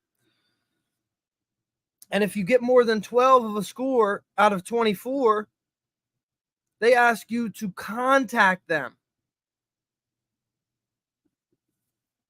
We go back into it. It says, in a year-long NSA program with 145 subjects under a contract, many were able to significantly improve their scores. 4 of the subjects improved their scores at 100 to 1 level or better. That's crazy. That gives you the ability to walk into casinos and make money, literally. Standard communication. Let's go back into this. And if you think about that, it does make sense because we do still read each other's body language, which is technically maybe all you need is to read body language. And at the beginning, you know, it was probably grunting and noises, and it was just immediate communication. Yeah. Not so in depth like what we're having now, but it was immediate, effective communication. And then language was developed, and that basically slowed communication down, and it's kind of been a downward trend since then, where we've lost a lot of instinct. We've lost supposed capabilities, like I would just call it tapping into intuition. I think that humanity has lost a lot of intuition. And the barrier which caused that is what? Not only language, but would you say technology is? Yeah, and then that's what it's all spiraled into, right? Technology. Now, I mean, I heard a podcast the other day that said that in 10 years, scientists are predicting that because of how much screen time you're getting on your phone, that they're predicting that we're going to start losing peripheral vision. You're kidding. I mean, who knows, right? Wow. It's a prediction. It's, you know what I mean? But The fact that he just said that you could lose your peripheral vision from looking at a phone too long is fucking crazy. When I'm on my phone looking down at it sometimes, and I'm sitting outside smoking a blunt or a cigarette or whatever, and I sit my phone down because I heard something rustling around right where I'm sitting, my focus of my eyes takes a lot longer than if I wasn't looking at my phone. Like, my eyes will be blurry for a second. I have to blink them a couple times, and then I'm able to see things correctly. So that's a real thing that's happening to people. And not just that, but this phone right here, got a bite out of that apple. Seems a lot like Adam and Eve when they were in the garden. They bit that fruit that they wasn't supposed to fucking bite. First off. Second off,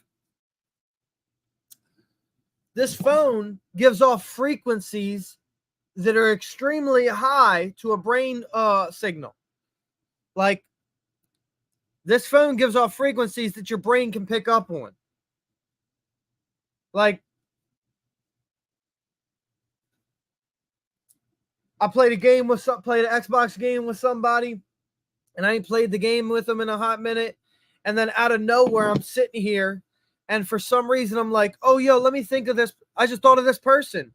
Let me try to hit them real quick, see if they want to hop on a game or something."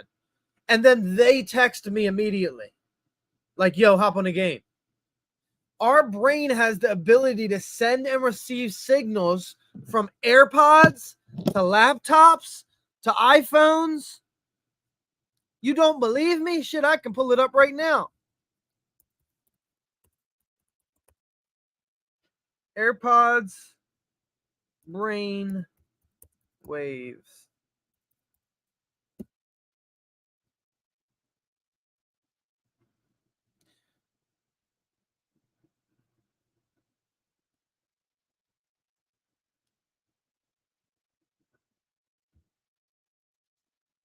Few people realize that Apple has quietly patented an AirPod capable of detecting electrical signals from brain activity and extracting features. Let's go ahead and share this screen right here.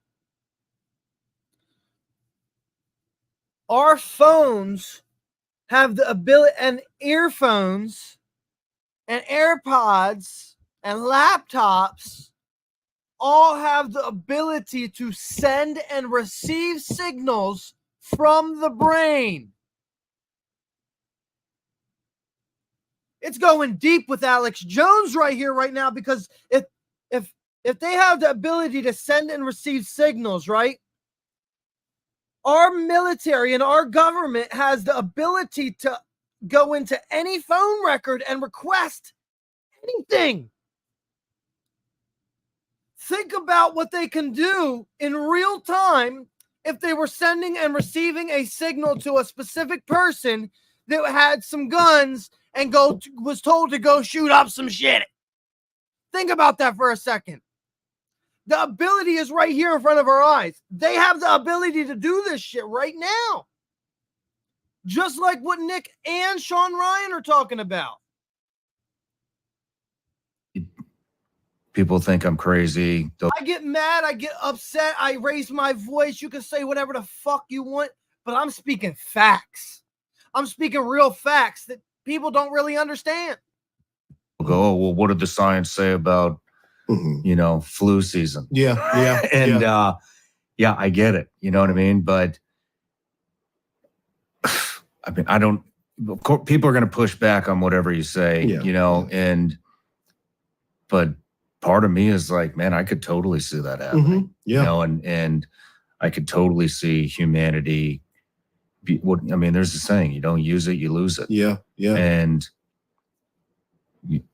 I get a lot of screen time on my phone, not near as much as what I see kids and other people doing, because I make it a point to put it away. I'm not going to say I'm not addicted to it, because I am. I'd be lying, if I. At least you're open about it, man. There's a lot of people who say, I only do 2 minutes. I'm not in denial about it. Yeah. And Like I said, let's show what's on the back of this phone right here. It's a bitten apple. Seems like the story in the garden to me. This phone. So many women today. OnlyFans models. A woman's lips are as sweet as honey. Come on now, that shit is scriptural. I mean, I talk all the time with my wife about going back to the flip phone. Yeah. Unfortunately, you have banking and everything is done on the phone, but maybe if you have $100,000 in the bank, you have to have a device. You have to have a smart device and able to transfer funds from blase to bluse. If you're a worker or you own a business and you got employees, you need a smartphone. But these smartphones, once again, have that apple right on the back that was bit into. We have the ability to produce good, or we have the ability to produce bad. And now, if at our fingertips is all bad, how do you produce good within bad? It's hard to let the light shine through. But shit, some of it does. And people do wake up to see this shit. You know, I leave my phone a lot of times when we're doing a family event. Mhm, If we leave the house and I want to be in the moment, that phone stays Smart, man. home. Yep. But I long story short, I mean, I think we're dubbed down and dumbed down and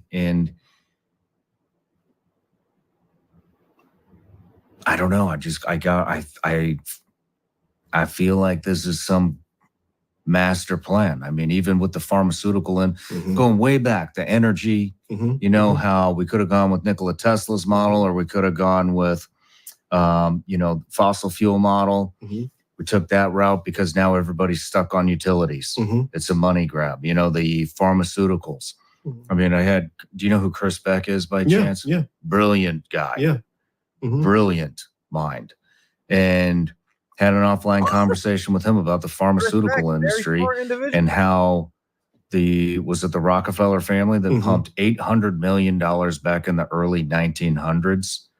Think about what $800 million is today. Yeah, billions. With inflation and, you know, that would only be possible if you put all the richest people on a boat and sent them out to die. That's what the Rockefellers did.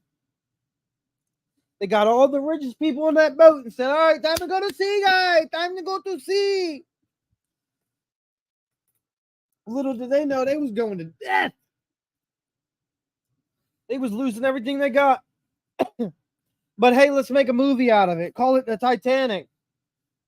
We'll call it the Titanic, but the Titanic's not even going to be the real Titanic because that's a different boat. You know, it's a forced manipulation. This forced manipulation is played out in society with so many things, from secret sleepers on January 6th, FBI agents stand in to say, hey, let's push the Capitol. Yeah, let's do it. Right now, let's all go in there. You know, I don't want to say it, but we got to say it. I got to say, we got to go into the Capitol. People like that with so many different outlets. Not just that. I'm not going to say Sandy Hook, but Sandy Hook is a perfect fucking example. All right? Where real paid actors were put in front of television screens to talk. And now I'm not talking about the real parents that were there that really had kids that died. I'm not talking about that. I'm talking about real planned actors that were placed in front of the camera. There's so many different outlets that this can go through. Over 100 years of inflation. Now take $800 million back in the 1900s. Billions. What is that even equivalent to now? You could do whatever you want. Exactly. With that much money. I mean, I would say it's probably beyond the trillionaire level. Yeah. You know, and That's they pumped that much money into pharmaceuticals to get away from natural Eastern medicine that works. Yeah. Psychedelics, perfect example. It works. Yeah. You know, and you look at all the drugs that we're on. Look at all the side effects. It's the separation, may cause suicidal thoughts. May cause suicidal thoughts. May cause, and it's the food. Everything. You know what I mean? I think we're definitely not what we were supposed to be. That's what I mean. It's not. We've gotten smarter. Technology has become the block between us and our natural state, or the state we were supposed to be in or evolve into naturally. I think technology has interfered with that and put us on where we thought we were going to go is the exact opposite of where we were thinking we were going to go. Like the internet, for example, was supposed to bring everyone together, all interconnected. But I don't know, I think it's done the exact opposite. At some points I guess I can say that being able to talk to him, it's how I met my wife, was on MySpace. But social media today and these dating site things, and more people are in that new VR headset thing that you can live in like the metaverse, you know? Cool technology, but we are separating ourselves more and more each day by being on the phone and not interacting the way we used to. And like my neighborhood, it's rare. I tell my kid to go outside, go outside and play, go make friends or whatever. But the amount of kids that come outside is so much different from when I was growing up. You don't really see that anymore, at least where I live. And I think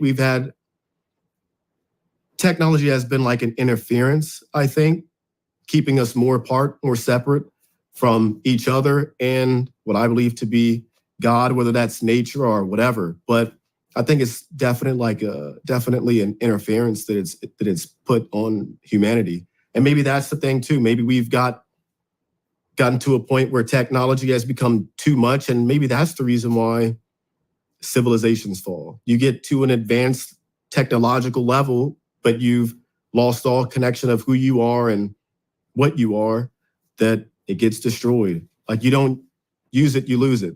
And if you're not using who you are as a human being, then why wouldn't you lose that too? Your right to be a human. Yeah. You know?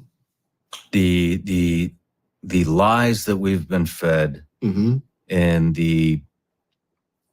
so many things that were labeled conspiracy that turned out not to be conspiracy. I mean, it's now to the point where I already question everything.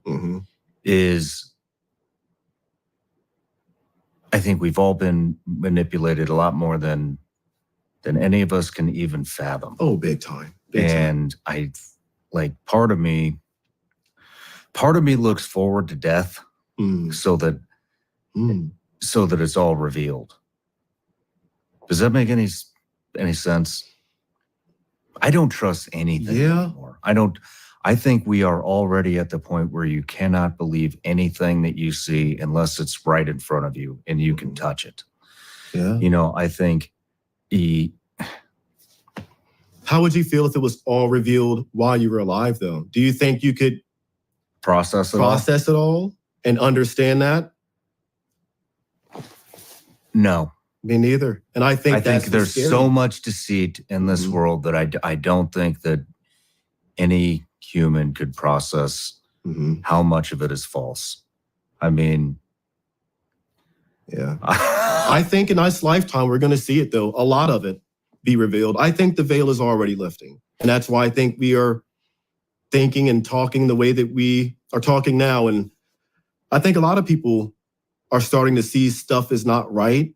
I don't know which degree, but I would hope so, that people are starting to see that we've been fed a bunch of BS and lies that just on this show. Mhm. You know, I had do you know who Jim Caviezel is? Yeah. I had a really very interesting discussion with Jim Caviezel on some of the stuff that's going on in Hollywood. And that episode just disappeared. Really? I woke up one day and it was gone. YouTube removed it, or? Yeah, they removed it. Let's fast forward about 6 months. Mhm. Yes, last night before this interview, P. Diddy, his house in Miami and his house in Los Angeles got raided for a big sex trafficking operation. Yeah. That was labeled a conspiracy 6 months. Did he or diddled he? Let's go back and solve this right now. You say, whoa, how are you going to solve something of that nature right now? I'll show you. It's by one clip.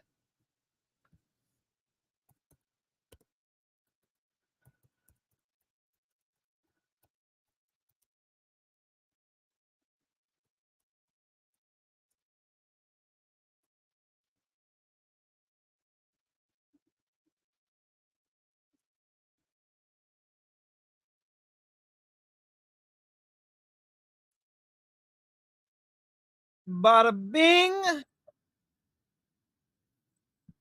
Bada bing, bada boom. This is how we solve this right here, right now. You ever seen the movie 48 Hours? Right now, he's having 48 hours with Diddy, him and his boy. They're having the times of their lives, like you know, where we hanging out and what we doing. We can't really disclose.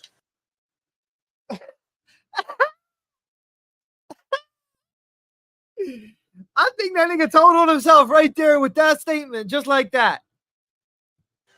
But and Justin Bieber know what's going on. That boy licking his lips. He know what's up. It's definitely a 15-year-old's dream. You know, I have been given custody of him. You know, he signed the.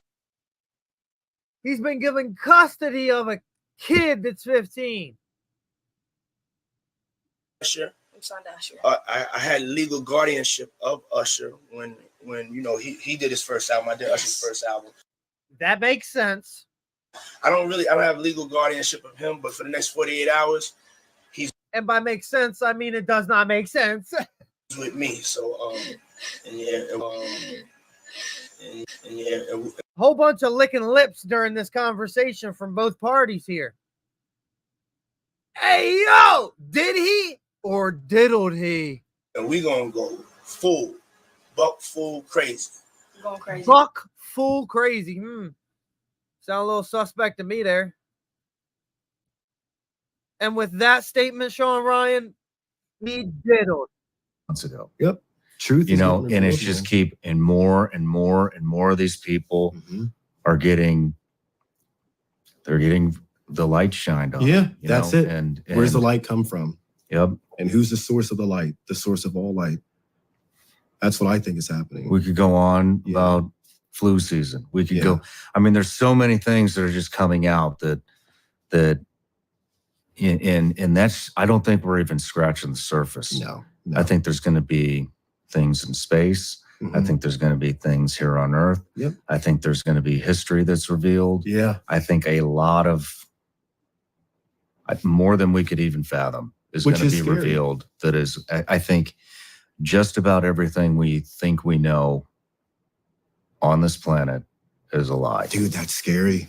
It scares the shit out of me. If that's true, which I believe it, but then I think to save my sanity, I try not to entertain the idea that what if everything that we've been told is a lie? Then what does that put us? Like where do we go from there? Let's go into the wars. Yeah. Yeah. You and I both fought in GWAT. In the GWAT and the global war on terrorism. Do you think that was a lie? 100%. So do I. 100%. I think the entire thing was a lie. Shit. I mean, let's GWAT. An organization built on fighting terrorists. When the terrorists are being paid by our own military and militia. look. And for those that are going to go, oh, you're crazy. Okay, let's go. Let's look at Dick Cheney, CEO of Halliburton. We start a war in Iraq. Halliburton is a massive logistics company. Yeah. And you were in Iraq, and I was in Iraq, and everything there was KBR, which is a subsidiary of Halliburton. The mail was delivered by KBR. The chow was cooked by KBR. The people that built the chow hall was built by KBR or Halliburton. Fuel, Halliburton. Everything there, the entire infrastructure was set up by Halliburton and KBR. One guy in charge of that. Who happened to be the vice president at the time. Makes you wonder. And if anyone questions that, I mean, I don't believe in coincidences. Makes you wonder. Yeah. I mean, it's right fucking in front of you. Yeah. You know what I mean? People won't even bat an eye at it. They won't. They won't bat an eye. I could dive deeper into the conspiracy thing, but I don't know how deep. I'll just say Building 7 is weird, you know? Yeah. And I would hate to believe that Building 7 we're so money hungry that we would do something to that nature to just get us into a conflict and waste innocent lives. Look at Ukraine. Money. Yeah. I mean, Woodrow Wilson, was it Woodrow Wilson, the president? What he just said was so significant.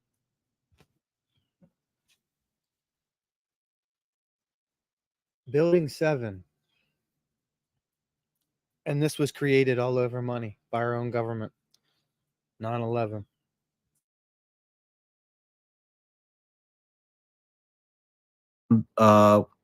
He had warned us right after World War II about the military-industrial complex and how it will likely spin out of control. Yeah. Correct? Yep. You know what I'm talking about? Yeah. Now look at, then we just talked about the GWAT, and that was just Iraq.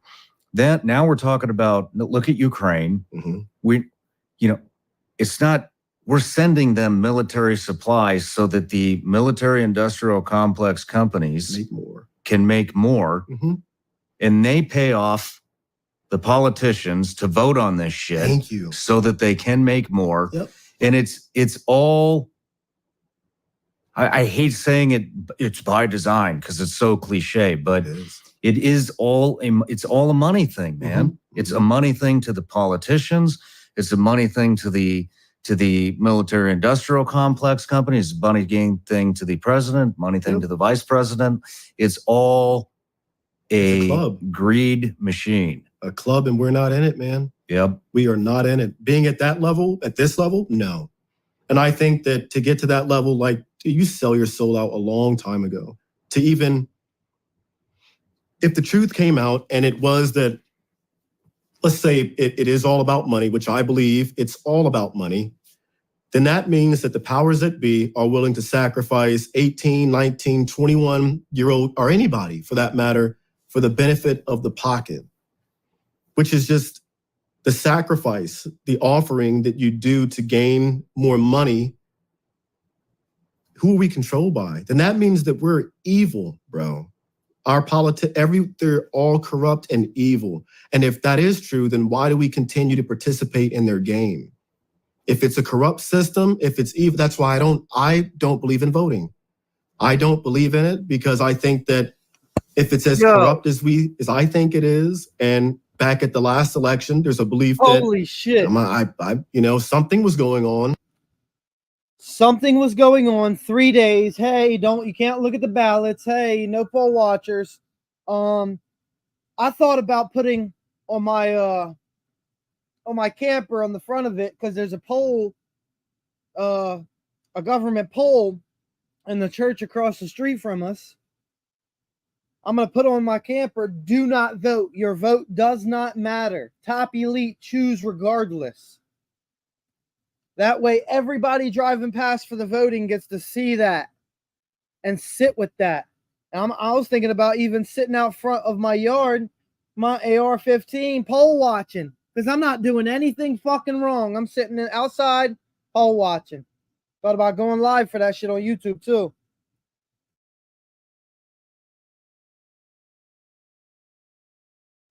Once again, your vote does not matter. Top elite, choose it regardless of your vote. We've seen that in the last election. We're going to see that again in this election. Do not vote. With that election, then at what point does your vote really matter? And are you the one really voting? Or is it nothing more than a way to keep track? And hold on. It's a way to keep track of the citizens that are falling in line.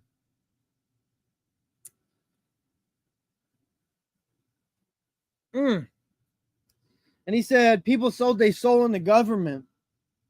I said in this prior live that there's some Nephilim that survived. There's some different races that survive that procreated with angels and are in our government system.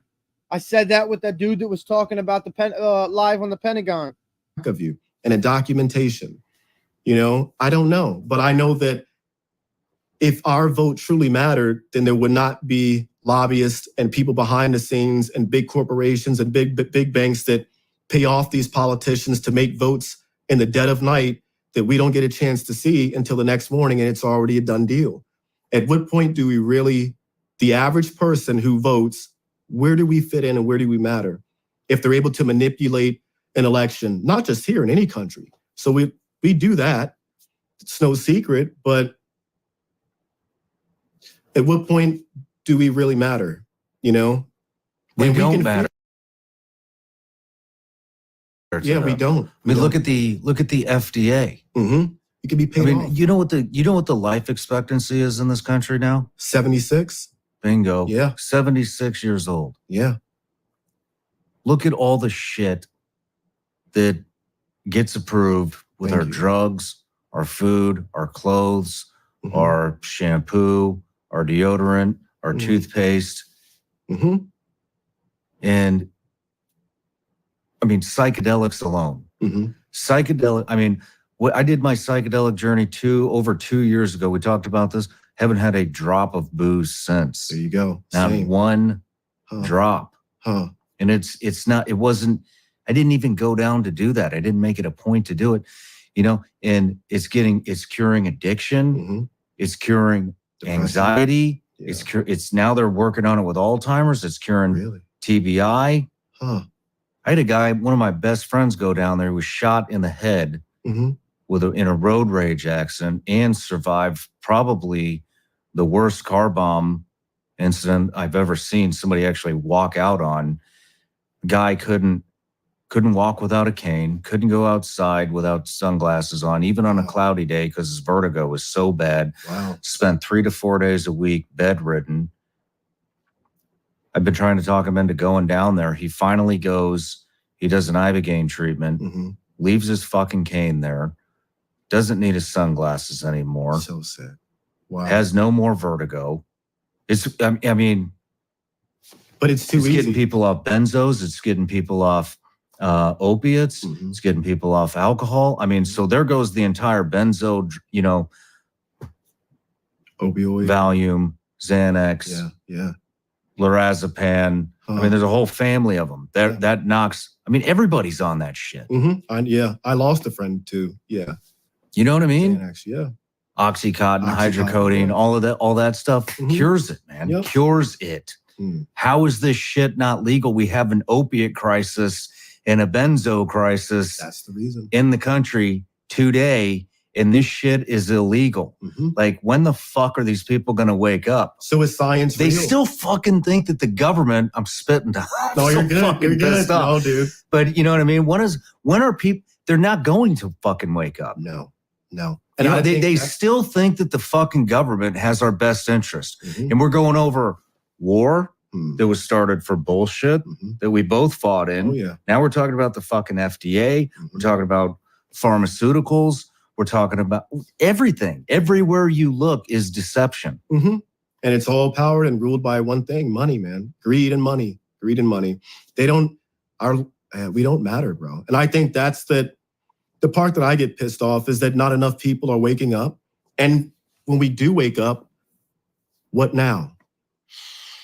What now? Well, people don't know how to get organized. That's the thing. Yep. We were talking about that earlier. So this is where we need a Faraday box. Yeah. But I don't want to encourage anyone to read the deck. No, never mind. But yeah, we're not organized. We're not. I think to get organized, one, we have to be able to process as a whole, to process and understand what's going on, what's happened. And there has to be, I guess, a leader. The only way you get organized is when everybody comes to one commonality and common core values and beliefs. And will that happen? That's where the division happens. You know, that's why race. Let's divide them on race. Let's divide them on gender. Let's divide them on politics. Let's divide them on. Let's every. You can't even pick a subject now where people are not divided. So it's you know, in order to get organized, it's damn near impossible. Yep. We forgot they were all human. The hue of man. You know, we're all spirit beings. It's sad. Rather than black, white. Yeah, all that. I 100% agree. But I think that maybe we're at a point of no return, you know? I think that too. And I hope in my lifetime I get a chance to see change, but the road we're heading, man, I don't know if I will. I pray my son does, though. I pray he does, you know? I really do, because I couldn't imagine what's going to happen in 20 more years from now of heading down this road. Where do we end up? I mean, you know, I don't know, man. Yeah. You know, That's I think the nightmare. Step one is people are putting way too much faith in humans. You know, it's putting all their faith into Joe Biden, or putting all their faith into Donald Trump, or Elon Musk is going to fix the freedom of speech thing. It's like, dude, and I'm not talking shit about it. Any particular one of them. Yeah. There's ones that I hate and there's ones that I don't. But that's because I just look. My beliefs are in my own core values. It's my values, my beliefs, what I stand for. And I think where America's gone wrong in the world is they don't even know what they believe in anymore. They don't know what their own values are. And they're putting it's, well, what's Nick say? I'm going to believe whatever Nick says. And I could be wrong. Yeah. You know? Or you could wake up one day because somebody pissed you off and flip the switch and go the complete opposite direction, you know? And the people today are going to follow you in whatever direction you decide. It's your beliefs and your values that you need to be standing up for, not anybody else's, you know? That's the different perspectives are fine, but now people are just being led around by the fucking nose. I don't even Everybody's realize. an influencer. Everybody's a social media. I cannot stand that word, dude. Influencer. What am I influencing? Or what are you influencing? Yeah. Nothing. I mean, there's a few out there, but you're average just because our Instagram models. Like, what are you contributing to society? I don't know. That's where we're at, man. That's where we're at. We've become, we've lost our own morals, man, and our own beliefs. No matter what it is you believe in, you follow whatever's trending. Yeah, we're trending people. You follow what's trending. You know, I do want to say I want to wrap this up. Yeah. But you know, I watched a clip of you, and it was somebody that asked you, was it worth it over there? Do you think we made a difference? No, I don't. For every number one guy that was killed, there's another number one guy today. No matter how many of them we killed, there's always, and I think we've done, dude, I don't care. I think we destroyed generations, and all we did was just piss people off more. Like, if I killed your dad, That son's going to grow up with just as much hate, if not more hate towards me than his dad did. And we're going to keep that cycle going for what? You know, I don't, and I've questioned who we were really killing overseas. Like, I don't know if these guys were just farmers protecting their land. I don't know. No, yeah. We never went to Saudi Arabia after 9/11. You know, we didn't go there. They controlled too much oil, regardless if most of the hijackers were from Saudi. We didn't touch them. We flew the bin Laden family out in the beginning after 9/11 happened. We put them on planes and flew them to safety. We flew Saudis out to safety, but we went to Afghanistan and Iraq. And from my experience in Afghanistan, I just don't, some dudes in caves did all that. They were not that great when I fought them. They were good, but not pulling off one of the greatest heist of all times of our terrorist attacks, of flying. I don't know. I think those people, enemy or not, yeah, friend or foe, I think some of those people are the most resilient. Resilient. Mm-hmm.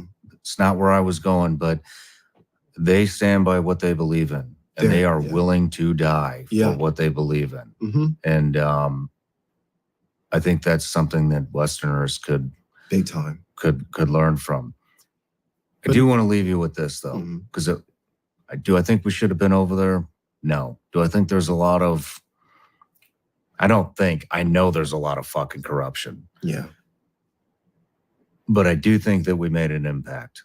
And it may not be the impact that we hope to make, but, you know, I will say, especially in Afghanistan, you know, the Taliban is a very controlling, oppressing outfit. And since we were over there, yes, there was a lot of death and destruction. I do think we killed a lot of innocent farmers and people that were just protecting what they have. Yeah. But women were able to go to universities. A lot of freedoms. They got a taste, a small taste of what freedom tastes like. And I think that brought a lot of them hope. And they want that. And there's a resistance over there. And they're still fighting to do that. One of the resistance fighters is actually coming on this Thursday. Nice. Yeah, he's flying in. And keep that guy safe, man. What's that? I hope keep that guy safe. His face won't be on camera. But he's going to talk about what's happening over there. And I've talked to him several times, and he is very happy that we went over there. He's obviously not happy how we pulled out, but, you know, we, in a weird roundabout way, you know, we showed those people what life could look like, you know, if they aren't so oppressed. I never thought of that. By outfits like the Taliban. And so we did some good. Well, I'll take that piece with me, man. Yeah, definitely. Yeah. Wow. Yeah, now we have to worry about our own government overstepping boundaries and taking away some of our freedoms and liberties and our pursuit of happiness as well. Now we're at that crossroad. Yeah. Maybe we've been fighting the wrong, I don't know. Forgot to look here. Yep. I hope not. I know what you're getting at. Yeah. But, well, Nick, man, that was a hell of an interview, brother. Loved it, man. Loved it. And it's one of my favorite ones. It's, I really appreciate it, man. For real. Great life story. I'm glad to see how well you're doing now. And I truly mean this, man. It was an honor to have you here. And I hope to see you again. Oh, anytime, man. Hey, dude, before I go, it's great to see you where you're at today. And the light that you shine on others who may have not had that opportunity, dude, keep doing your thing, bro. It's great to see. Great to see. Yeah. Well, definitely. Much love, brother. You too. Thank you. Much love.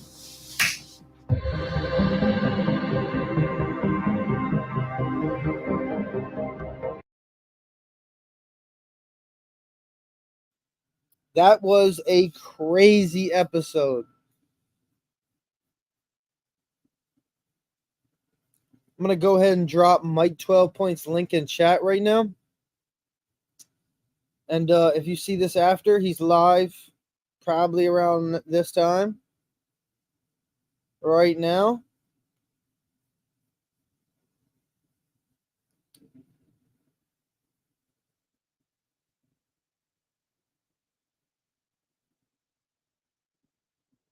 Man, where's Mike 12 Point?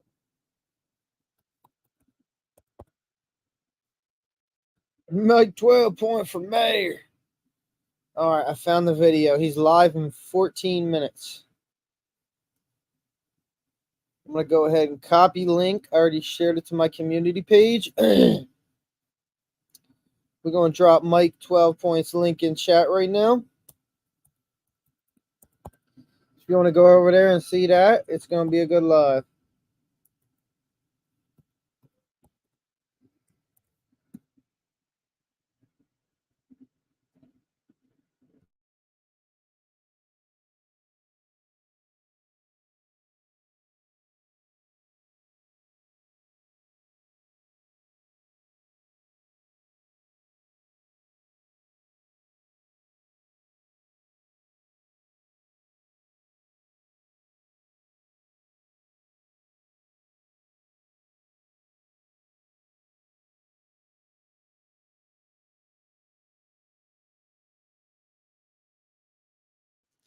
Mike 12 Point is live over on his page right now. You can click the live stream and he'll be live in 14, probably 13 minutes now. But thanks for stopping by the stream. We got 3 people in here now as we end the 5-hour stream from last night. This is part 2, and the part 2 was straight fire. Talked about Jesus, Nephilim Giants, CIA. There's an app called the ESP Trainer that gives you the ability to be psychic and predict things before it happens. Talked about prophets. Talked about a whole bunch. So if you do want to watch this live back, it's fire. But thanks for everybody stopping by stream, and I'm out.